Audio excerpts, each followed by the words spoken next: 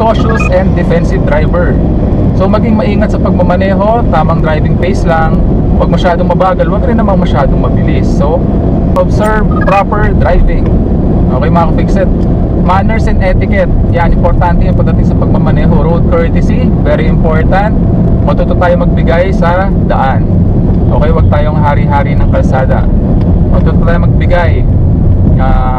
Sign yan ng pagiging responsible and mature driver.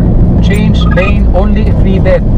Okay mga ka-fixit, lumipat ng la linya kung kinakailangan, lalo na sa mga baguhan pa lamang.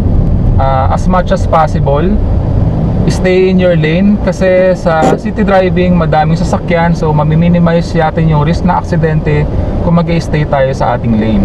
So may mga tamang pwesto pagdating dito sa kalsada sa sa city driving. Panatilihin nyo lamang yung inyong pagmamaneho sa tamang lane. So kung malayo pa yung exitan nyo, dire-diretso pa kayo, sa gitna lang kayo. Kung exit na kayo sa kanan, pumunta na kayo sa kanan. So kung exit kayo sa kaliwa, dito na kayo sa farthest left. So depende yan sa lugar na inyong dinadaanan.